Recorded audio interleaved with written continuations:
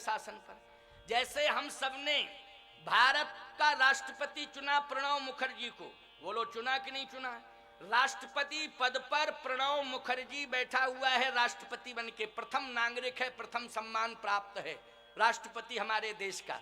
लेकिन अगर राष्ट्रपति का बाप भी अगर आ जाए तो क्या राष्ट्रपति एक उचित आसन तो दे सकता बैठने के लिए अपने बाप को? लेकिन जो राष्ट्रपति पद पर अभिषिक्त है, क्या वह पद दे सकता है? जल्दी बोलो, नहीं दे सकता ना, नियम ही नहीं है। क्योंकि प्रणब मुखर्जी राष्ट्रपति तो प्रणब मुखर्जी बैठेंगे। अगर कामदगिरि पीठाधीश्वर मैं हूं तो मैं ही कामदगिरि के सिंहासन पर बैठूंगा। नियमानुसार सिंहासन मिल सकता है। ईमानदारी से बताओ, महाराज श्री दशरथ को अयोध्या का सिंहासन नियमानुसार मिला था कि नहीं मिला था? जब वशिष्ठ जी जाते थे राजभवन में, तो वशिष्ठ जी को बगल में साइड में एक ऊंचा आसन मिलता था कि नहीं मिलता था? अरे भाई, विश्वामित्र जी पहुंच गए थे तो विश्वामित्र जी को भी वशिष्ठ की बराबरी का आसन मिल जाना चाहिए था। लेकिन अलग से आसन नहीं, निज आसन, सीधा ही आसन छोड़ दिया, कहा बैठो, बैठ जाओ। हैं? जैसे मनमोहन सिंह ने नरेंद्र मोदी को सीधा ही सिंहासन छोड़ दिया, बैठ जाओ, आराम से बैठो है ना? तो सीधा सिंहासन मिल गया। अरे भाई, विश्वामित्र जी को सीधा सिंहासन दे दिया। सीधा सिंहासन क्यों दिया? वशिष्ठ जी को सिंहासन क्यों नहीं दिया जाता था? विश्वामित्र जी को सिंहासन क्यों दिया? मैं आपको एक बात बताऊं, एक होता है भाव और एक होता है भय। एक होता है भाव और एक होता है भय। विश्वामित्र, जब वशिष्ठ जी आते थे तो दशरथ जी के मन में भाव उत्पन्न हो जाता था, और जब विश्वामित्र जी आए तो भय उत्पन्न हो गया। और उन्होंने कहा कि सिंहासन हम डायरेक्ट दे रहे हैं, क्योंकि हरिश्चंद्र जी ने बाद में दिया था, काशी के बाजार में बिकना पड़ा था। हमको बेचना वेचना नहीं, हम सिंहासन ही दिए देते। लो सिंहासन ले लो और बैठो आराम से, हमें कोई तकलीफ नहीं है। लेकिन बेचाबाची मत करना। जानते हैं हम कि हरिश्चंद्र का इतिहास पढ़ा, कितनी विडंबना हुई, कितनी परेशानी हुई। इसलिए डायरेक्ट आपको निज आसन बैठा रहे, यानी बिठा दिया, बैठो महाराज। गोस्वामी जी कहते हैं, चरण पखार कीन यति पूजा, चरण पखार कीन यति पूजा, मौसम आज धन्य नहीं दूजा, मौसम आज धन्य नहीं दूजा, चरण पखार कीन यति पूजा, मौसम आज धन्य नहीं दूजा, चरण पखार कीन यति पूजा, मौसम आज धन्य नहीं दूजा। चरण पखार कीन अति पूजा, मौसम आज धन्य नहीं दूजा। आज मैं धन्य हो गया, आप पधारे। विश्वामित्र जी ने आंख नहीं खोली, देखा ही नहीं, चुपचाप बैठ गए। सिंहासन की ओर भी नहीं देखा, कहां बिठा दिया ये आभासी नहीं है। क्यों? प्रभुता लेने नहीं आए थे, प्रभु को लेने आए थे। सिंहासन का मतलब है प्रभुता। और किसको लेने आए थे? जल्दी बोलो श्रोताओं, प्रभु को लेने आए थे। बहन बेटियों माताओं, आज विश्वामित्र जी को सिंहासन दिखाई नहीं दे रहा है। अगर उन्हें सिंहासन दिखाई दे जाता, दशरथ जी भले ही सिंहासन पर बिठा रहे हैं, लेकिन विश्वामित्र जी की दृष्टि केवल भगवान के श्री चरणों में है, इसलिए उन्हें केवल हरि के चरण दिखाई दे रहे हैं, उन्हें प्रभु दिखाई दे रहे हैं, उन्हें सिंहासन रूपी प्रभुता दिखाई नहीं दे रही है। इसलिए बिठा दिया, बैठ गए, लेकिन सिंहासन के प्रति कोई आकर्षण नहीं। दशरथ जी महाराज और भयभीत होने लगे कि चरण पखार रहे, आरती कर रहे, स्तुति कर रहे, लेकिन महात्मा यही नहीं कह रहा कि खुश रहो। ये शब्द ही नहीं निकल पा रहा है कि खुश रहो, प्रसन्न रहो। इसका मतलब है कि बहुत लंबी डिमांड है दशरथ। अब 60,000 वर्ष में तुम निपटे। कोई लंबी डिमांड लेकर के महात्मा आया है। आंखों में आंसू हैं।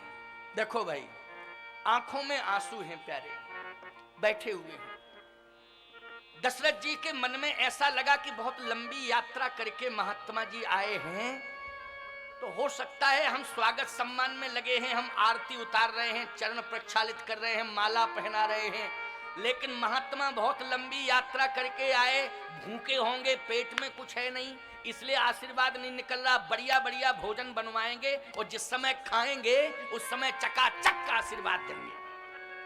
बस तुरंत भोजन बनना चाहिए, विलंब नहीं होना चाहिए। सीधा भोजन का आदेश दिया। और याद रखना, भोजन कैसा बना जानते हो? आज रघुवंश में भोजन तैयार हो रहा है महात्माओं के लिए। कैसा भोजन?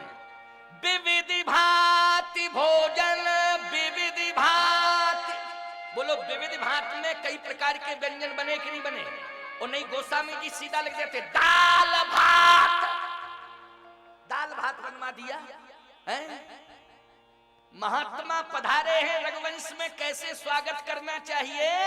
बोले विविधि भांति, विविध प्रकार के व्यंजन बनवाए गए स्वागत में। और आज विश्वामित्र जी की थाली जिस समय विश्वामित्र जी के सामने रखी गई, आहा, विश्वामित्र जी की दृष्टि व्यंजनों पर भी नहीं है। बस तुलसी दल छोड़ा, ये प्रभु का प्रसाद है, मुझे प्रसाद ग्रहण करना है। प्रसाद के रूप में प्रसादस्तु प्रसन्नता, प्रसादस्तु प्रसन्नता, प्रसाद ग्रहण करने से प्रसन्नता आती है। इसलिए विश्वामित्र जी ने जैसे ही प्रसाद को ग्रहण किया, गोस्वामी जी कहते हैं उसी समय प्रसन्नता आ गई। विविधि भांत भोजन करुआवा, मुनि बर हरस हृदय सुख पावा। तो व्यंजन से सुख नहीं मिला, बल्कि उन व्यंजनों को प्रसाद समझ करके ग्रहण किया, इसलिए प्रसाद से प्रसन्नता आ गई, सुख मिल गया। व्यंजन व्यंजन से नहीं, व्यंजन व्यंजन नहीं, प्रसाद समझ करके ग्रहण किया। एक बात बताएं आपको, आप भी रसोई में भोजन तैयार हो, आप भोजन के लिए जैसे ही पहुंचे और आपके सामने यदि थाली आ जाए तो उसमें तुलसी दल छोड़ लिया करो। और तुलसी दल अगर आप छोड़ लेंगे तो भगवान उसे ग्रहण कर लेंगे। और तुलसी दल छूट गया, भगवान ने ग्रहण कर लिया, तो वो भोजन क्या बन जाएगा? प्रसाद बन जाएगा। और ईमानदारी से बताओ, प्रसाद को आप ग्रहण करेंगे तो आपके जीवन में सदा प्रसन्नता आती रहेगी। इसलिए भोजन को प्रसाद समझ के ग्रहण करना चाहिए और तुलसी दल डाल करके, तुलसी दल छोड़ करके ही ग्रहण करना चाहिए। संकल्प लो, हम लोग भोजन करेंगे उसमें क्या डालेंगे? तुलसी दल के प्याज है? आजकल यही तो कर रहे हो, भोजन में प्याज डाल रहे हो हैं? आज दो में ही लोग मरे जा रहे हैं, प्याज और ब्याज। खूब तो प्याज खा रहे हैं और खूब ब्याज खा रहे हैं। क्यों भाई? और दोनों ही पाताल में ले जा रहे हैं। बोलो, ले जा रहे हैं कि नहीं पाताल में? इसलिए सावधान, आज के बाद संकल्प लो, हम भोजन में यदि डालेंगे तो तुलसी डालेंगे, भोजन में छोड़ेंगे तो तुलसी छोड़ेंगे। और याद रखना, उसी भोजन, उसी में तुलसी छोड़ोगे तुम जिसमें तुलसी छोड़ने के लायक होगा। क्यों भाई? जो भोजन तुलसी जी के लायक होगा वो तुलसी उसे स्वीकार करेंगी, उसी में छोड़ोगे कि नहीं? कि चाहे जिसमें तुलसी छोड़ दोगे, श्राप दे देगी तुलसी। ऊट पटांग जगह में तुमने अगर डाल दिया तुलसी को, ऊट पटांग भोजन में, ठीक है ना? समझ गए नहीं? ऊट पटांग भोजन में यदि तुमने तुलसी डाल दी तो समझ लो तुलसी श्राप दे देगी, गड़बड़ हो जाओगे। शुद्ध सात्विकी व्यंजन अगर होगा उसी में आप तुलसी छोड़ोगे। और यदि आप ये संकल्प कर लो कि हमें तुलसी छोड़नी है तभी पाएंगे, तो बोलो शुद्ध सात्विकी भोजन तैयार करवाओगे कि नहीं करवाओगे? तुम मजबूर हो जाओगे। इसलिए आज से संकल्प लो कि बिना तुलसी के हम कोई भोजन स्वीकार नहीं करेंगे। और याद रखना, तुलसी उसी भोजन में छूटेगी, उसी भोजन में पड़ेगी तुलसी जो भोजन तुलसी स्वीकार कर सकती हो, जो सात्विकी हो, शुद्ध हो, पवित्र हो। इसलिए आपको ये संकल्प लेना है, जैसा खाओ अन्न तैसा बने मन। जैसा खाओ अन्न तैसा बने मन, जैसा पियो पानी तैसे बोलो बानी। ठीक है? जैसा करो संग तैसा चढ़े रंग। इसलिए संग अच्छा करना, हमेशा भोजन शुद्ध सात्विकी करना, हमेशा तुलसी का प्रयोग हो, ऐसा व्यंजन तैयार करो। बस यही मेरी आज्ञा है आज। विश्वामित्र जी ने प्रसाद समझ करके भोजन नहीं, व्यंजनों को नहीं देखा, तुलसी डाली, तुलसी का दर्शन किया, प्रसाद है, ग्रहण कर लिया, प्रसन्न हो गए। अब आशीर्वाद नहीं दिया, प्रसन्न तो हो गए लेकिन आशीर्वाद नहीं निकला कि खुश रहो, बहुत अच्छा, बढ़िया भोजन, बहुत सुंदर, वाह वाह, खुश रहो ना। चुपचाप बस बैठ गए। दशरथ जी ने चरण पकड़ लिए, कहा महाराज अब मेरी प्रार्थना है कि कहीं कारण आगमन तुम्हारा, आपका आने का कारण क्या है ये बताओ। आप आने का कारण बताओ। अब बहुत बढ़िया बात बता रहे हैं आपको, आने का कारण क्या है। क्या है आने का कारण?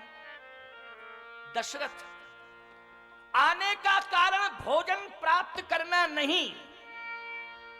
मैं भूखा नहीं था, मैं तुम्हारे व्यंजनों का भूखा नहीं हूं। हे दशरथ, केवल मैं भोजन करने नहीं आया हूं। दशरथ, मैं सम्मान लेने के लिए नहीं आया हूं। जो तुमने मेरे चरण पखारे, मुझे सिंहासन पे बिठा दिया, 56 प्रकार के व्यंजन खिला दिए, ना मैं भोजन करने आया था, ना मैं सम्मान लेने आया था, मैं तो भगवान लेने आया हूं। कहां है वो भगवान? मुझे उसका दर्शन करा दो। उस भगवान का मुझे दर्शन कराओ। कौन सा भगवान? जाकर नाम सुनत शुभ होई, जाकर नाम सुनत शुभ होई, मोरे ग्रहिया प्रभु सोई, मोरे ग्रहिया प्रभु सोई। जाकर नाम सुनत शुभ होई, मोरे ग्रहिया प्रभु सोई। जाकर नाम सुनत शुभ होई, मोरे ग्रह आवा प्रभु सोई। कहां है वो प्रभु जो तुम्हारे घर में आया है? वो प्रभु कहां है? उसको लाओ, दर्शन कराओ। कहां है वो? दशरथ जी महाराज ने उसी समय इशारा किया। देखो कितना बढ़िया इशारा। आगे की बात तो बड़ी गजब की है साहब, इतनी गजब की बात है कि सुनकर के आपको आश्चर्य होगा। इशारा किया श्री राम की ओर, इशारा किया भरत की ओर, इशारा किया लक्ष्मण और शत्रुघ्न की ओर। तो राम ही नहीं, राम के साथ में लक्ष्मण, भरत और शत्रुघ्न।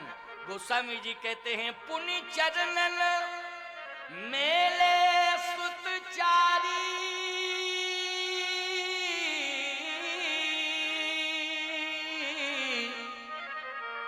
राम देख मुनि बिरति बिसारी। पुनि चरणन मेले सुतचारी, चारों पुत्रों को साष्टांग चरणों में डाल दिया। चारों पुत्र पड़े हुए, राम, लक्ष्मण, भरत, शत्रुघ्न। अच्छा एक बात बताओ, देखा किसे चारों में से? राम देख।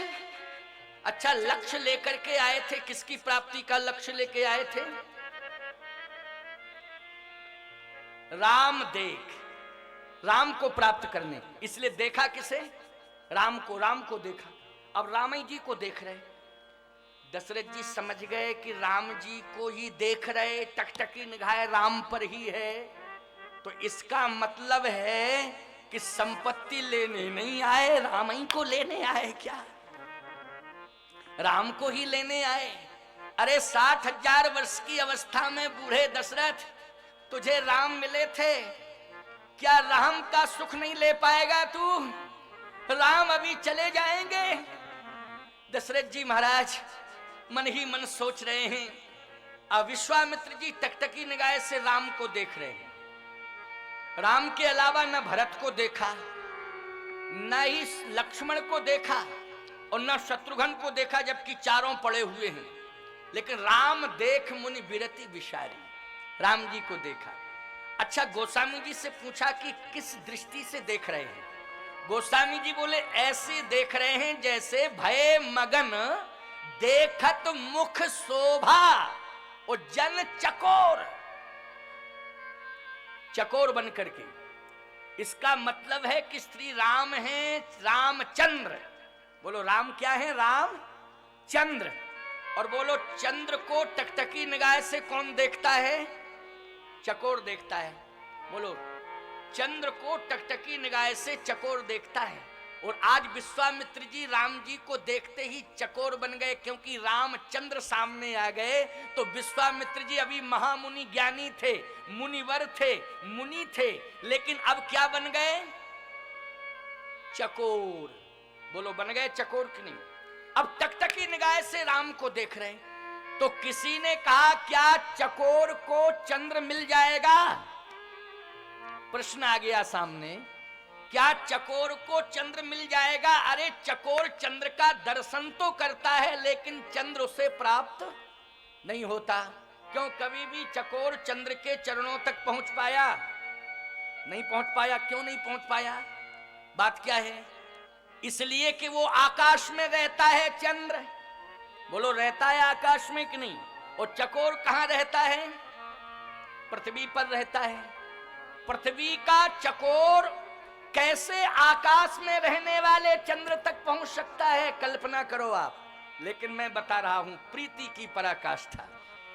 क्या बात है, मानस के प्रेमी श्रोता बैठे हुए हैं, इसलिए बहुत कुछ सुनाने का मन करता है। आइए मैं आपकी भावुकता को देख करके आपको बहुत स्पष्ट रूप से प्रसंग का विस्तार करते हुए समझा रहा हूं, समझाने का प्रयास कर रहा हूं। चकोर टकटकी निगाह से चंद्र जब उदय होता है तो चंद्र को देखता है, लेकिन जब चंद्रमा अस्त होता है तो चकोर चंद्रमा के वियोग में धधकती हुई आग का अंगार खाने के लिए तैयार हो जाता है। चंद्रमा के वियोग में धधकती हुई आग का अंगार खाने को तैयार होता है। तो किसी ने चकोर से कहा कि तू जिंदा रहेगा तो फिर चंद्रोदय होगा तो तुझे दर्शन मिल जाएगा, लेकिन जब तू आग का अंगार खाके भस्मीभूत हो जाएगा तो फिर चंद्र का उदय होगा, लेकिन तेरा जीवन तो नष्ट हो जाएगा, तुझे चंद्र दर्शन का भी आनंद प्राप्त नहीं हो पाएगा। इसलिए तू आग का अंगार मत खा, तू तो चंद्रमा के इंतजार में रहे। चंद्रमा फिर आएगा और फिर तुझे दर्शन देगा, लेकिन आग का अंगार खाके तू नष्ट मत हो। चकोर कहता है मुझे समझाने की कोशिश मत करो, खबरदार मुझे समझाने की कोशिश मत करो। आज मैं मरूंगा, जिंदा रहूंगा तो दूरियां बनी रहेंगी, और मर जाऊंगा तो प्राप्त कर लूंगा चंद्र को। अगर जिंदा रहूंगा तो इसी तरह की दूरियां बनी रहेंगी, और मर जाऊंगा, खाक हो जाऊंगा तो निश्चित रूप से मुझे अपने प्रियतम का दर्शन ही नहीं, मिलन हो जाएगा। अभी तो केवल दर्शन होता है प्रियतम से, लेकिन अब मिलन होगा। का कैसे होगा? बोले इसलिए होगा कि अब हम मरेंगे, अपने शरीर को जला करके भस्मीभूत करेंगे, और भस्मीभूत जब मेरा शरीर हो जाएगा तो मेरा मित्र मुझे मिल जाएगा, और मैं अपने मित्र को हृदय से लगा लूंगा। का कैसे? ऐसे कि मेरा मित्र सदा भगवान शंकर के भाल पर निवास करता है। ईमानदारी से बताओ, चंद्रमा कहां रहता है? भगवान शंकर के भाल पर रहता है। तो चकोर कहता है कि चंद्रमा मेरा मित्र सदा भगवान शंकर के भाल पर निवास करता है और भगवान शंकर भस्मी के प्रेमी हैं। किसके प्रेमी हैं?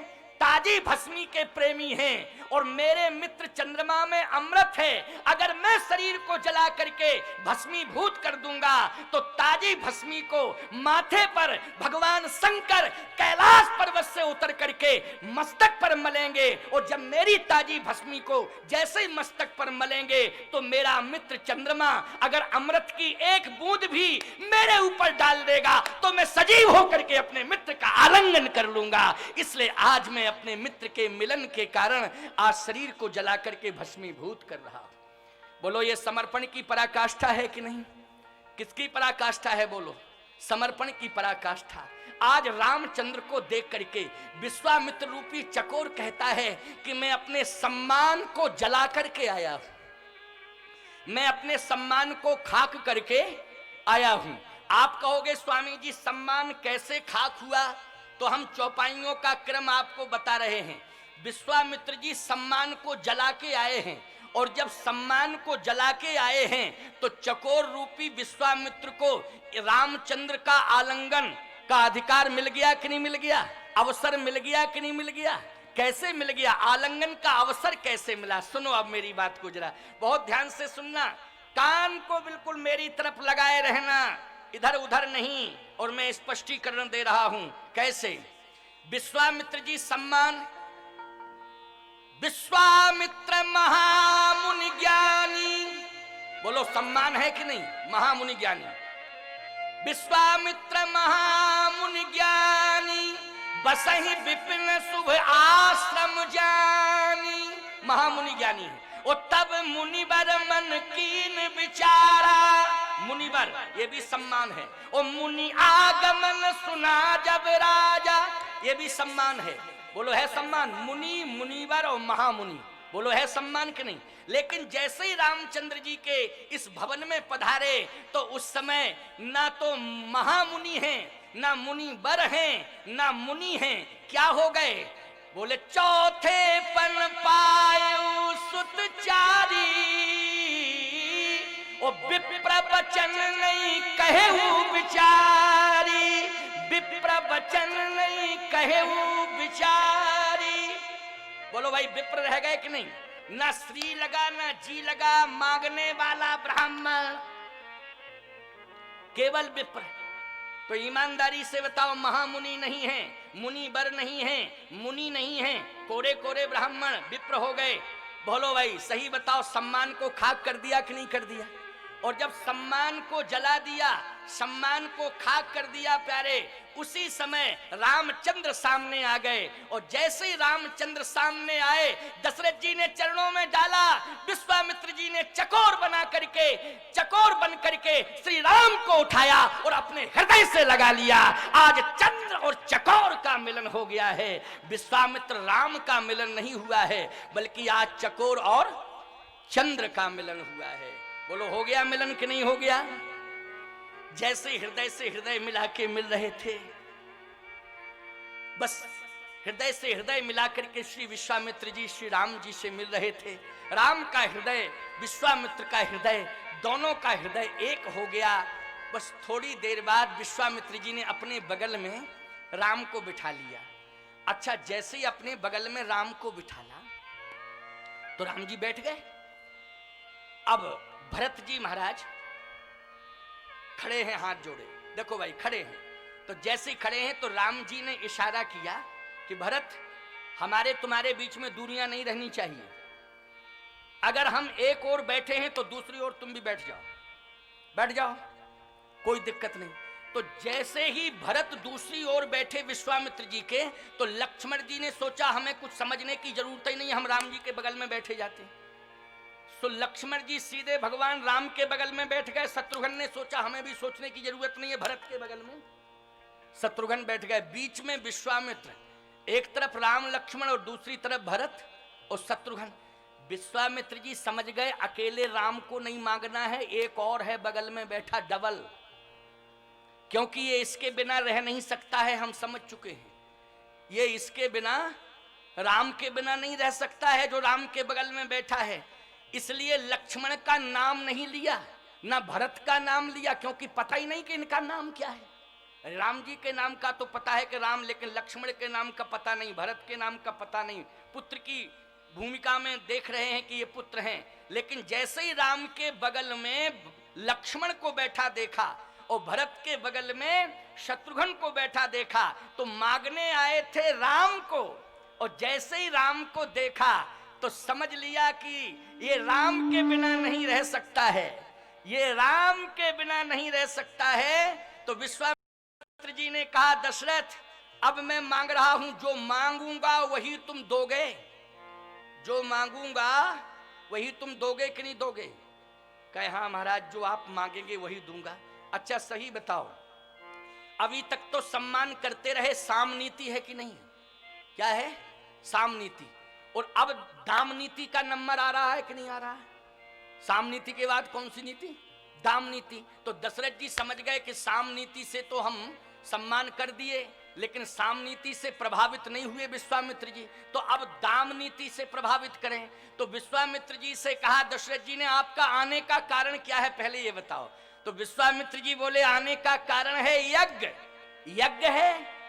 हाँ यज्ञ है। असुर समूह सतावहि मोहि, और मैं याचन आयु नृपतोहि।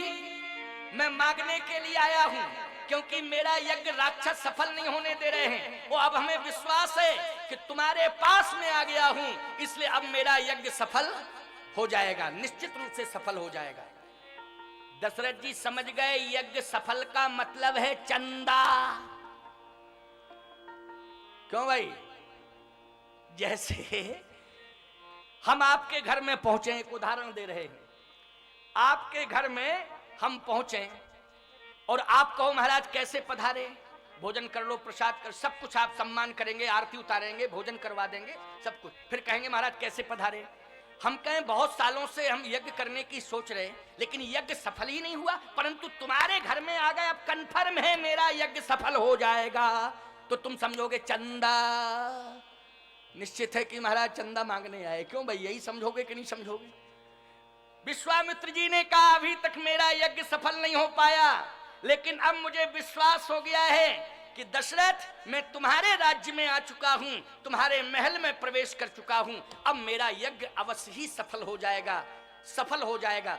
दशरथ जी ने सोचा अब दाम नीति का प्रयोग करें, तो तुरंत ही कहा, मांगहु भूमि धेन धन कोसा। बोलो यज्ञ के लिए भूमि की जरूरत पड़ती कि नहीं पड़ती? भूमि, धेनु, धेनु की जरूरत पड़ती कि नहीं पड़ती है? और धन की जरूरत पड़ती कि नहीं पड़ती?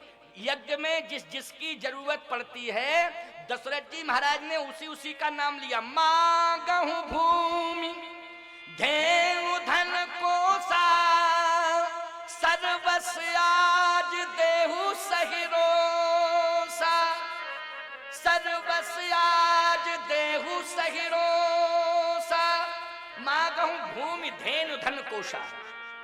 आप भूमि ले लो, धेन ले लो, खजाना खुला है पूरा ले लो, हम सब कुछ आपको देने को तैयार हैं, ले लीजिए, यज्ञ करिए, सफल बनाइए यज्ञ। विश्वामित्र जी ने कहा कि भूमि की हमें जरूरत नहीं है, हम भूतपूर्व रिटायर राजा हैं। क्यों भाई, ठीक है ना?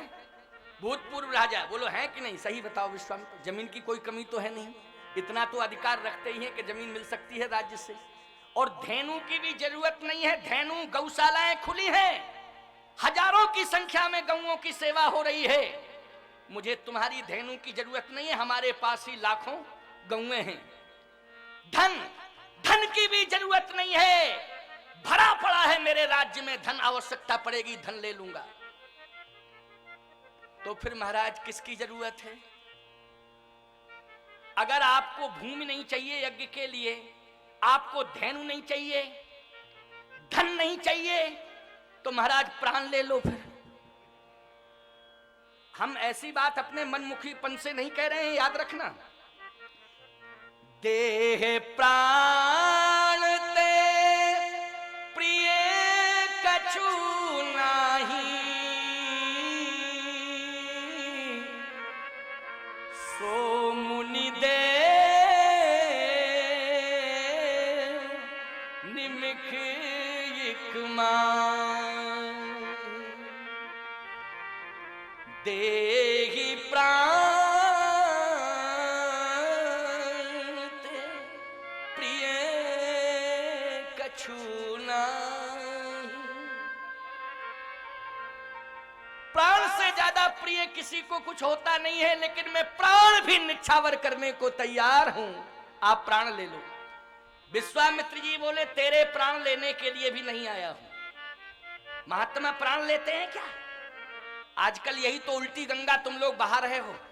उल्टी गंगा, हम ट्रेन में बैठे थे, अभी चले आ रहे थे, अभी दरभंगा सीतामढ़ी जहां सीता जी का जन्म आज हुआ है ना, वहीं एक कार्यक्रम चल रहा था। उस कार्यक्रम को छोड़ करके हमको आज तक ही रहना था वहां, आज तक की तारीख में श्री जानकी जयंती तक रहना था, जानकी नवमी तक, लेकिन इस कार्यक्रम के कारण मुझे आना पड़ा। तो जब मैं ट्रेन से आ रहा था, झांसी स्टेशन आने के पहले मुझे लगभग कानपुर और कालपी के बीच में, हम एसी कोच 2 टायर में बैठे हुए थे, एक छोटा सा बच्चा एक महिला लिए बैठी। अब वो पता नहीं वो बच्चा क्या देख के रो रहा था या अपने आप रो रहा था या हमें देख के रो रहा था। हम पहले सो रहे थे, उठ के बैठ गए, वो पहले से ही रो रहा था, रोदन सुन करके ही हम उठ के बैठ गए। हमने धीरे से कहा कि इसको चुप कर लो चुप कर लो। तो चुप कराने का तरीका उसका मैंने क्या देखा, देखो वो बार बार उस छोटे से बच्चे से कहती चुप हो जा नहीं तो बाबा खा लेगा, चुप हो जा नहीं तो बाबा खा लेगा, चुप हो जा नहीं तो। मैंने कहा बड़ी मूर्ख महिला है ये, बाबा दाल रोटी खाता है कि बाल बच्चे खाता है, चुप कर। कौन सा ये तरीका छुपाने का बच्चों के लिए? बोलो भाई, ये गलत तरीका, गलत संस्कार दिए जा रहे हैं बच्चों को नहीं दिए रहे हैं। आजकल बच्चों को छुपाती हो तो यही कहते हो बाबा आएगा खा लेगा, चुप हो जा, बाबा आएगा खा लेगा। बाबा लकड़ बग्गा होता है क्या? बाबा दाल रोटी खाते हैं, बाबा फल खाते हैं, बाबा भगवान का प्रसाद पाते हैं। बाबा समझ गए हो कि नहीं? ये महात्मा जो बैठा हुआ है ना, ये जो पीली पीली पगड़ी बांधे है, ये धोती पहने पीली, ये हैदराबाद गया था मेरे साथ आज से 20 साल पहले की बात। 20 साल पहले थोड़ा और तगड़ा था ये बिल्कुल सत्य कह रहा हूं, इसके सामने ही बोल रहा हूं। ये हैदराबाद गया। अब हैदराबाद में जैसे ही भोजन यहाँ था, निमंत्रण, तो छोटी छोटी कटोरियां, जरा जरा सा साग रखा, उनमें कई प्रकार की छोटी छोटी पूड़ियां। अब जैसे ही आई तो ये तो 2-2.5 किलो में तुलसी दल छोड़ता है, हाँ ऐसा वैसा थोड़ी है। तो ये जैसे ही वो कटोरियां आई, अब हम आपको क्या बताएं, हमने ठाकुर जी का भोग लगाया, हम तो 4-5 पूड़ियां खाए छोटी छोटी, इतना ही आहार है मेरा। इसने पाना शुरू किया और बनाने वाला थक गया, पाने वाला नहीं थका। अब वो परेशान बनाने वाला, परोसने वाला धीरे से कहता है बाबा, अब देखो मैं देख रहा था ये कम से कम पूड़ियां छोटी छोटी थी, लेकिन 45 और 50 के बीच में पा चुका था।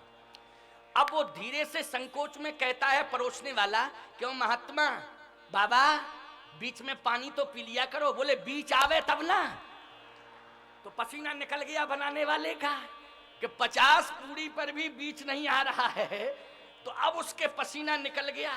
क्या बताऊं आपको, परोसने वाला 10-25 पूड़ियां और परसा, धीरे से बोला, बोले महाराज जी ऐसा है ये 65वीं पूड़ी है। अब ये तुरंत बोला, बोले अच्छा तुम हमारी पूड़ियां गिन रहे हो? हमने 65 पूड़ियां ही खाई और तुम हमारी गिनती कर रहे हो? नेता पूरा देश खा गए, तुमने कुछ नहीं कहा अभी तक, हमने केवल पूड़ियां खाई, तुमने इतनी बड़ी बात कह दी। याद रखना, महात्मा तो भगवान का प्रसाद पाते हैं। क्या पाते हैं? प्रसाद पाते हैं। इसलिए भगवान का प्रसाद प्रसन्नता के लिए पाते हैं।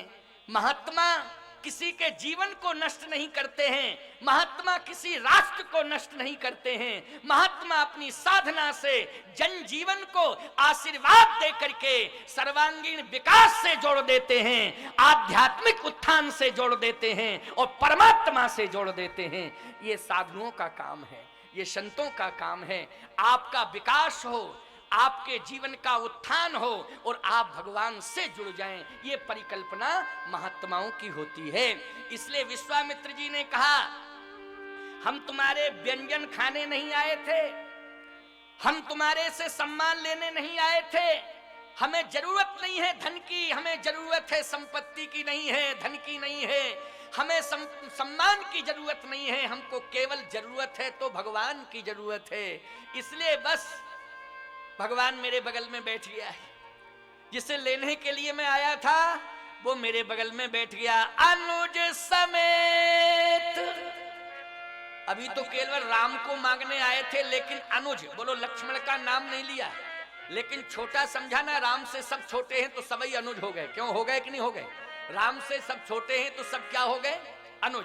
इसलिए अनुज समेत देहु रघुनाथ निश्चर बध में हो सनाथ। राम लक्ष्मण को दे दो, राम को चाहिए और राम के साथ में अनुज को भी चाहिए, तो अनुज मानी लक्ष्मण, राम अनुज, राम के अनुज लक्ष्मण, अनुज समेत इसलिए दो। अब दशरथ जी ने भेद नीति का प्रयोग किया। अब सुन लो जरा, क्योंकि रघुवंशी राजा दशरथ के पास 4 नीतियां हैं। महात्माओं के ऊपर शासन चलाने के लिए तो चारों नीतियों का प्रयोग करते हैं, साम दाम दंड भेद, चारों नीतियों का प्रयोग करते हैं। लेकिन आपको मालूम होना चाहिए, महात्माओं के ऊपर रघुवंश में केवल 2 ही नीतियों का प्रयोग होता है, साम नीति और दाम नीति। जरूरत पड़ जाए, कोई विषम परिस्थिति आ जाए तो भेद नीति का प्रयोग करते, और चाहे जितनी विषम से विषम परिस्थिति क्यों ना आ जाए, लेकिन दंड नीति का प्रयोग महात्माओं के ऊपर रघुवंशी नहीं करते हैं, दंड नीति का प्रयोग नहीं करते हैं, चाहे जैसी परिस्थिति आ जाए। आज दशरथ जी ने कहा एक नीति बची है राम को बचाने के लिए, वो कौन सी नीति? भेद नीति। कौन सी नीति? भेद नीति। विश्वामित्र जी ने कहा राम को दे दो।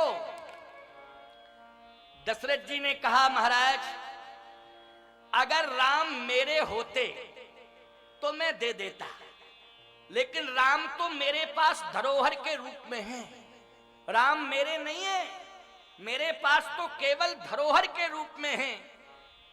फिर राम किसके हैं? कहे राम पर तो श्री वशिष्ठ जी महाराज का अधिकार है, उनके राम हैं, अगर वो कह दें तो हम दे दें। समझ गए हो? बोलो भेद नीति आ गई कि नहीं आ गई? अच्छा, एक बात आपको बता रहे हैं, यज्ञ के माध्यम से अगर श्री राम प्राप्त हुए हैं तो वशिष्ठ जी का ही योगदान नहीं है। श्रृंगी ऋषि वशिष्ठ बुलावा, यज्ञ का आचार्यत्व तो किसके हाथ में था? बोलो, श्रृंगी ऋषि के हाथ में था कि नहीं? वशिष्ठ जी महाराज के संयोजकत्व में, श्रृंगी ऋषि के आचार्यत्व में और श्री वामदेव जी के मुख्य आतिथ्य में यज्ञ संपन्न हुआ, यज्ञ संपन्न हुआ। समझ गए हो ना? तो बोलो इतने महात्माओं का श्रेय है कि नहीं? बोलो है कि नहीं? और वैसे तो कहा जाए तो संपूर्ण संतों का भगवान के ऊपर अधिकार है कि नहीं? लेकिन नाम किसका लिया प्यारे? जल्दी बोलो। नाम यदि लिया है केवल तो वशिष्ठ जी का, इसलिए कि अगर हम विश्वामित्र जी से श्री वशिष्ठ जी का नाम लेंगे कि ये वशिष्ठ जी महाराज की धरोहर हैं, वशिष्ठ जी महाराज कह दें तो हम दे दें, अधिकार श्री वशिष्ठ जी का है, अगर वो कह दें तो हम दे दें, तो विश्वामित्र जी बिना ही मांगे चले जाएंगे कि जब वशिष्ठ के 100 बेटा हम पहले ही मार चुके हैं तो काहे को वशिष्ठ कहेंगे, अब तो चुपचाप लौट जाओ। अच्छा बोलो, विश्वामित्र जी वशिष्ठ के 100 पुत्र पहले मार चुके थे कि नहीं? जल्दी बोलो। है 100 पुत्रों का वध विश्वामित्र जी ने किया था श्री वशिष्ठ जी के नंदिनी के पीछे। किसके पीछे? नंदिनी के पीछे। इतना बड़ा युद्ध हुआ था कि 100 पुत्र मार दिए प्यारे। लेकिन याद रखना, वशिष्ठ जैसा संतोषी महात्मा वशिष्ठ जी ने किसी भी प्रकार का कोई प्रतिशोध प्रतिक्रिया नहीं की। वो 100 पुत्रों का वियोग बर्दाश्त कर लिए, लेकिन किसी भी प्रकार की विश्वामित्र के ऊपर कोई प्रतिक्रिया नहीं किए। नहीं तो आंख उठा के देख देते तो विश्वामित्र जल के खाक हो जाते कि नहीं हो जाते? बोलो। अगर वशिष्ठ जी महाराज आंख खोल करके एक बार देख देते तो जल करके खाक हो जाते विश्वामित्र जी उसी समय। लेकिन नहीं नहीं, ये विधि का विधान है, इसलिए जो विधान था वो विधाता ने अपना पूरा कर लिया है, इसमें मेरा क्या चला गया, विधाता जाने। विधाता का विधान था, उसमें मेरा किसी भी प्रकार का कोई हस्तक्षेप नहीं है। इस प्रकार से कह करके उस घटना को टाल दिया श्री वशिष्ठ जी महाराज ने। लेकिन आज जैसे ही मांगने के लिए आए श्री राम को, तो दशरथ जी को भेद नीति का सहयोग लेना पड़ा कि विश्वामित्र और वशिष्ठ के जीवन में मतभेद है। क्या है? मतभेद है। बोलो मतभेद है कि नहीं? विश्वामित्र जी ब्रह्मर्षि बनना चाहते हैं राजर्षि, लेकिन वशिष्ठ जी ने कहा अभी आप ब्रह्मर्षि नहीं बन सकते, अभी आप राजर्षि ही बने रहेंगे। तो एक तो पद पाने के लिए संघर्ष किया विश्वामित्र जी ने, दूसरा नंदिनी को पाने के लिए संघर्ष किया विश्वामित्र जी ने वशिष्ठ जी से। लेकिन दोनों में ही विफल रहे, ना तो नंदिनी उनको मिल पाई और न ही उनको ब्रह्मर्षि वाला पद बाद में मिला। बाद में मिला तो, लेकिन युद्ध किया तब नहीं मिला, युद्ध से नहीं मिला, समर्पण से मिला। किससे मिला? समर्पण से, युद्ध से नहीं। लेकिन 100 पुत्रों का वध कर चुके थे श्री विश्वामित्र जी, क्रोध में आकर के 100 पुत्रों का वध कर दिए। लेकिन प्यारे, आप सब ध्यान से सुनना, विश्वामित्र जी महाराज और वशिष्ठ के बीच में सारी दुनिया समझ गई कि मतभेद हैं, इसलिए मतभेद होने के कारण दोनों महात्मा कभी एक दूसरे से मिल नहीं सकते हैं। और दशरथ जी के मन में भी यही रहा कि मतभेद है तो ना तो वशिष्ठ जी आएंगे और ना विश्वामित्र जी मांग पाएंगे, वो अपने आप चले जाएंगे तो राम हमारे पास ही रहेंगे। ऐसा सोच करके कह दिया ये श्री वशिष्ठ जी की धरोहर हैं, मेरे पास हैं, वो कह दें तो मैं दे दूंगा। वो नहीं कह पाएंगे महाराज तो मेरा अधिकार ही नहीं है, मैं कैसे दे दूं। अच्छा, सही बात भी है, पुरुषार्थ से राम नहीं मिले दशरथ जी को, संतों के यज्ञ करने से कृपा से राम मिले कि नहीं मिले? तो अधिकार पहला दशरथ जी का है श्री राम के ऊपर कि महात्माओं का है? बोलो, है महात्माओं का कि नहीं? महात्माओं का पहला अधिकार है। तो आज विश्वामित्र जी से जो दशरथ जी ने कहा वो बात बिल्कुल सही कही, यथार्थ, लेकिन इसमें भेद नीति का भी समावेश है कि इस कारण से विश्वामित्र और वशिष्ठ में जो मतभेद है, मतभेदों के कारण विश्वामित्र जी श्री वशिष्ठ जी से मांगेंगे नहीं पुत्र, और बिना मांगे विश्वामित्र जी चले जाएंगे और श्री राम मेरे पास रह जाएंगे, फिर राम कभी मुझसे दूर नहीं हो पाएंगे। ऐसा सोच करके उन्होंने कह दिया। लेकिन विश्वामित्र जी ने कहा वशिष्ठ कहां हैं? वशिष्ठ कहां हैं? चक्रवर्ती सम्राट कहे महाराज आश्रम में। आश्रम में हैं? बुलाओ बुलाओ, यदि आश्रम में है तो बुलाओ, आज्ञा हुई है तो बुलाना पड़ेगा कि नहीं? बोलो भाई, बुलाना पड़ेगा। अब बुलाया, और जैसे ही बुलाया वशिष्ठ जी को, विश्वामित्र का नाम सुन करके वशिष्ठ जी भय से नहीं भाव से ही आए, क्योंकि संतों के जीवन में भाव होता है, भय नहीं होता है। एक राजा के जीवन में भय हो सकता है, लेकिन फकीर के जीवन में क्या भय रहेगा? जल्दी बोलो। कोई भय नहीं, भाव से ही। अरे विश्वामित्र जी आए, विश्वामित्र जी आए, दौड़े चले आए वशिष्ठ जी। और जैसे ही वशिष्ठ जी दौड़े आते हैं, विश्वामित्र जी बैठे हुए थे, वशिष्ठ जी को देखा, विश्वामित्र जी खड़े हो गए। वशिष्ठ जी दौड़ते हैं और दौड़ करके विश्वामित्र जी की भुजाओं को पकड़ लिया, और वशिष्ठ ने विश्वामित्र जी को हृदय से लगा लिया। और जैसे ही वशिष्ठ और विश्वामित्र का हृदय से हृदय का मिलन हुआ, दशरथ जी ने माथा पकड़ लिया, राम चले गए।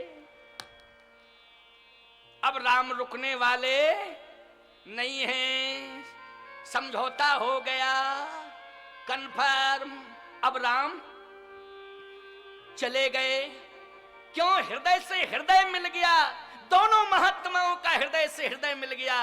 अब निश्चित रूप से श्री राम विश्वामित्र जी के हाथों में चले जाएंगे। हृदय से हृदय मिला के मिल रहे थे। अब समझने की कोशिश करना, बहुत अच्छी बात। हृदय से हृदय मिला के मिल रहे थे, आंखों में आंसू थे दोनों महात्माओं के। वशिष्ठ जी ने कहा महाराज इतना विलंब से अयोध्या में आने का कारण, इसका मतलब है नाराजगी। आप नाराज हैं। क्यों नाराज हैं? अयोध्या आपकी है, ये राज्य आपका है, आपकी कृपा से ही रघुवंशी राज्य कर रहे हैं, इसलिए आप कृपा बनाए रखिए, इस राज्य के ऊपर आपका आशीर्वाद मिलता रहे। आप विलंब से क्यों आए? इसका कारण बताओ। विश्वामित्र जी बोले, राज्य मेरा है, अधिकार मेरा है, राज्य के ऊपर लेना देना कुछ नहीं, राज्य मेरा है। वशिष्ठ जी ने कहा, महाराज हम समझ नहीं पाए बात क्या है। बात यह है कि तुम राज्य की बात कर रहे हो, अरे मैंने राम को मांगा है, ये राम को नहीं दे पा रहा है दशरथ। राज्य की बात क्या कर रहे हो, राम नहीं दे रहा है। राम नहीं दे रहा है। मुझे पता है कि आप राम को लेने के लिए आए हैं और अपने निहित स्वार्थों की पूर्ति के लिए आप राम को लेने नहीं आए हैं। वशिष्ठ जी ने कहा, ये मैं जानता हूं, आप यज्ञ की रक्षा के लिए राम लेने आए। विश्वामित्र ने कहा, हमारे अंतर मन की भावना समझ गए, इसलिए आप त्रिकालदर्शी हैं। वशिष्ठ जी क्या है? त्रिकालदर्शी। त्रिकालदर्शी हैं आप, मेरे हृदय की बात को समझ गए हैं। विश्वामित्र जी ने कहा, धन्य है, आप मेरे मन की बात को समझ गए हैं। विश्वामित्र ने कहा, मेरे मन की बात को समझ गए हैं। वशिष्ठ जी ने कहा, याद रखना दुनिया वालों, ऐ दशरथ तुम भी याद रखना, विश्वामित्र और वशिष्ठ के बीच में मतभेद हो सकता है, लेकिन मन भेद नहीं हो सकता है। मन वशिष्ठ का और विश्वामित्र का एक ही है कि यज्ञ की रक्षा हो, यज्ञ की रक्षा हो, राष्ट्र की रक्षा हो, मन एक ही है। इसलिए दोनों का मन एक है, मत अलग अलग हो सकते हैं। भाई संतों में खड दर्शन है, बोलो खड दर्शन के अंतर्गत 6 प्रकार का मत होगा कि नहीं होगा? वैष्णवों का अलग मत होगा, सन्यासियों का अलग मत होगा, बोलो होगा कि नहीं होगा? अलग अलग मत होंगे, लेकिन जब राष्ट्र के ऊपर संकट आ जाएगा, यज्ञ की बात आ जाएगी, तो बोलो एक मन हो जाएगा कि नहीं हो जाएगा? कि यज्ञ सफल होना चाहिए, राष्ट्र का सर्वांगीण उत्थान होना चाहिए, बोलो एक मन हो जाएगा कि नहीं? तो आज एक मन है कि यज्ञ की रक्षा होनी चाहिए। वशिष्ठ और विश्वामित्र जी में वार्ता हो रही थी। वशिष्ठ जी ने कहा, महाराज कौन कहता है कि राम आपके नहीं है? क्या आपका चेला कह रहा है? चेला पूछो। वशिष्ठ जी ने कहा, दशरथ राम को तुम क्यों नहीं देना चाहते हो, सही बताओ, क्यों नहीं देना चाहते हो? कारण क्या है? आंखों में आंसू भर के दशरथ जी ने कहा, इसलिए कि राम के लिए अभी अभी मैंने एक सोने का पालना बनवाया है। अच्छा, सोने का पालना? हाँ, राम जी के लिए मैंने चलने के लिए मणियां जड़वाई हैं। इस अंगनाई में मणि जटित अंगनाई मैंने तैयार कराई है, क्योंकि इस पर राम चलेगा, मणि जटित अंगनाई पर राम चलेगा। राम सोने के पालने में झूलेगा। राम को मैं मणि जटित अंगनाई पर चलते हुए देखना चाहता हूँ, राम को मैं सोने के पालने में झूलता हुआ देखना चाहता हूँ। यही मेरी इच्छा है। राम मेरी आंखों से ओझल ना हो, अयोध्या की 4 दीवारी से राम बाहर ना हो, यही मेरी इच्छा है। वशिष्ठ जी ने कहा, यह तुम्हारा अज्ञान है। हे दशरथ, ये तुम्हारा अज्ञान है। ये राम मणि जटित अंगनाई में खेलने वाले राम नहीं है। ये राम सोने के पालने में झूलने वाले राम नहीं है। ये राम केवल अयोध्या की 4 दीवारी के अंदर रहने वाले राम नहीं है। वशिष्ठ जी ने कहा, दशरथ ये राम अयोध्या के राजमहलों से लेकर के सबरी उन्नसाद की झोपड़ी तक जाने वाले राम हैं। ये गीध का उद्धार करने वाले राम हैं। ये भक्तों का कल्याण करने वाले राम हैं। इनका एक नाम है आत्मा राम। आत्मा रामो विराजिते, जो सबकी आत्माओं में विराजित है, बोलो वही राम है कि नहीं? इसलिए इन राम को महलों में बंदी बनाने की जरूरत नहीं है। इन राम को वैभव से जोड़ने की जरूरत नहीं है। ये राम को कल्याण के लिए सौंप दो, सौंप दो, सौंप दो, ये मेरा आशीर्वाद है। आज वशिष्ठ जी महाराज के समझाने पर दशरथ जी ने एक हाथ, एक भुजा श्री राम की पकड़ी, दूसरी भुजा लक्ष्मण की, और दोनों भुजाएं पकड़ के राम लक्ष्मण की आज सौंप रहे हैं। दर्शन करना कैसे सौंप रहे हैं, जरा इस भाव को सुनते जाना, सुनना। और अभी 5 मिनट बाद, क्योंकि हाँ 6 बजने वाला है, घड़ी अपना काम कर रही है प्यारे। हालांकि तुम लोग तो ऐसे बैठे हो जैसे मूर्त मंत्र तपस्या जैसी, जैसे मंदिर में संगमरमर की मूर्ति ना हिलती, ना डुलती, ना बोलती, वैसे ही तुम संगमरमर की मूर्ति की तरह बैठे हो। ये माताएं हजारों की संख्या में बैठी हैं। ईमानदारी से बताओ, 2 देवियां एक साथ शांति से नहीं बैठ सकती। 2, बोलो ये हजारों की संख्या में शांति से बैठी कि नहीं बैठी? कोई इन्हें शांत करा रहा है? हमने एक बार भी कहा कि ये शांत बैठे, देवियों शांति से बैठी। बोलो आश्चर्य है कि नहीं?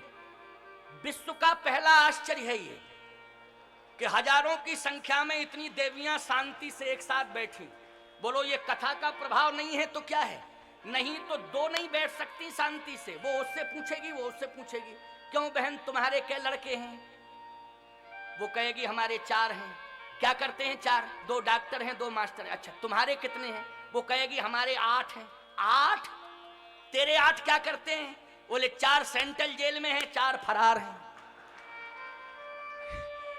बड़ी विडंबना है, क्या बताऊं आपको। लेकिन यहाँ जो देवियां बैठी हैं वो वास्तव में शांति से बैठी हैं। हजारों की संख्या में देवियां, तारीफ कर रहा हूं, हृदय से आशीर्वाद दे रहा हूं।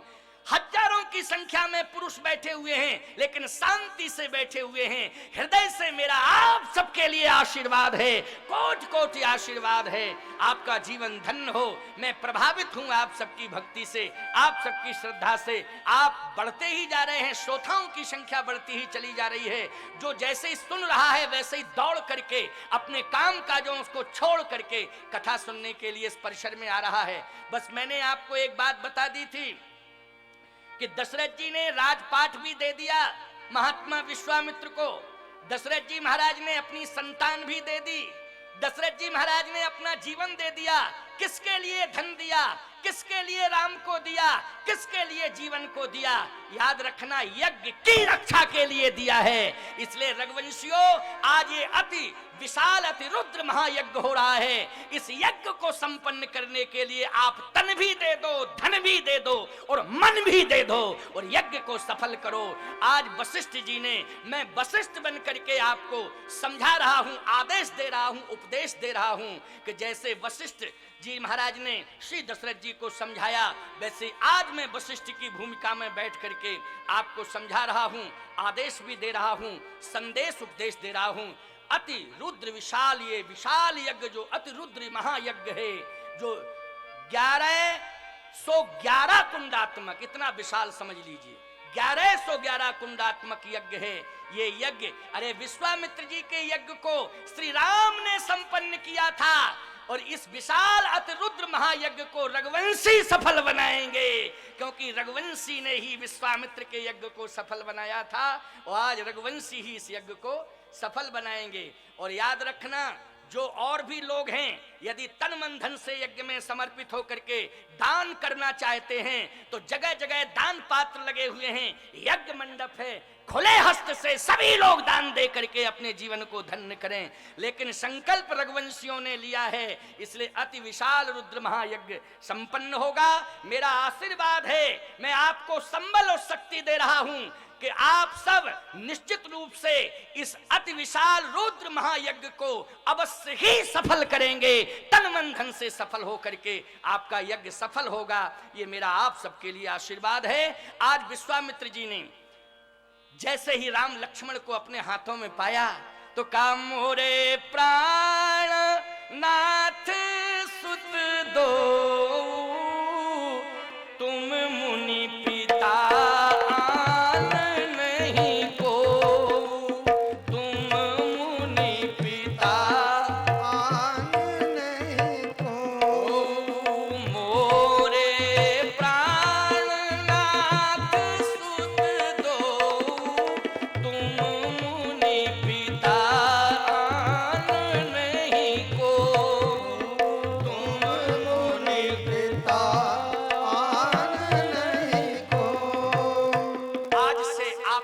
माता पिता हैं, मैं आपके हाथों में इन्हें सौंप रहा हूं।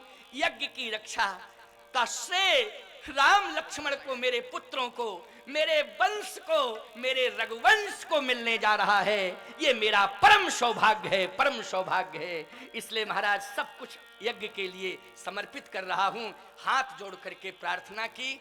अब विश्वामित्र जी दे चुके हैं, विश्वामित्र जी ले चुके हैं श्री राम लक्ष्मण को।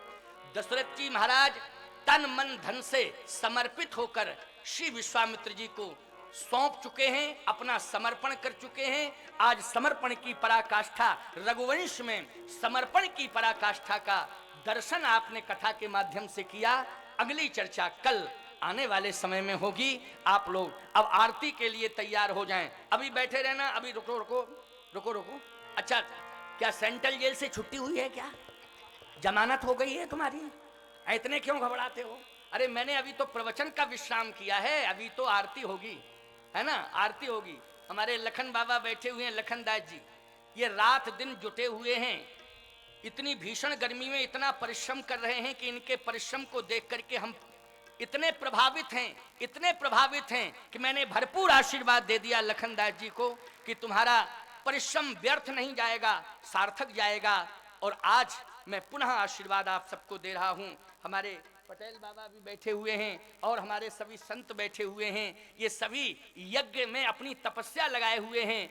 महामंडलेश्वर रघुवंश कुलभूषण स्वामी श्री कनक बिहारी दास जी महाराज ने तो कठिन तपस्या कर ही ली है, लेकिन ये सभी संत उनके सहयोगी हैं, सभी संत उनके अनुगामी हैं, इसलिए वो भी सब अपनी तपस्या यज्ञ की सफलता के लिए अर्पित समर्पित किए हुए हैं। आओ अब जरा मेरुदंड को सीधा कर लो, और सीधा करके, क्योंकि ये हड्डी जो है ना रीढ़ की, जिसको रीढ़ की हड्डी मेरुदंड कहते हैं, इसको सीधा करके भगवान के नाम का कीर्तन करो। और कीर्तन के बाद फिर ठीक आरती अभी होगी, और आरती के बाद ही फिर धर्म के नारे दिए जाएंगे। इसके बाद आप सब प्रस्थान करेंगे। पुष्पांजलि के बाद यज्ञ की परिक्रमा करेंगे, यज्ञ का दर्शन करेंगे। आज का यह कार्यक्रम यहीं पर विश्रामित है। आए अब थोड़ा सा कीर्तन कर लें। आरती की तैयारी, आरती की थाली लेकर के आ जाएं, आरती की तैयारी करें। बोलिए श्री यज्ञ नारायण भगवान की जय। सीताराम जय सीताराम, सीताराम जय सीताराम, सीताराम जय सीताराम, सीताराम जय सीताराम, सीताराम जय हो। सीताराम, सीताराम जय सीताराम, सीताराम जय सीताराम, सीताराम जय सीताराम, सीताराम जय सीताराम, जय सीताराम जय सीताराम, सीताराम जय सीताराम। बोलिए सच्चिदानंद भगवान भगवान की, की यज्ञ नारायण जय। भगवान की, धर्म की जय हो। अधर्म का नाश हो। प्राणियों में सद्भाव हो। विश्व का कल्याण हो। गौ माता की पूजा हो। गौ हत्या बंद हो। हर हर महादेव।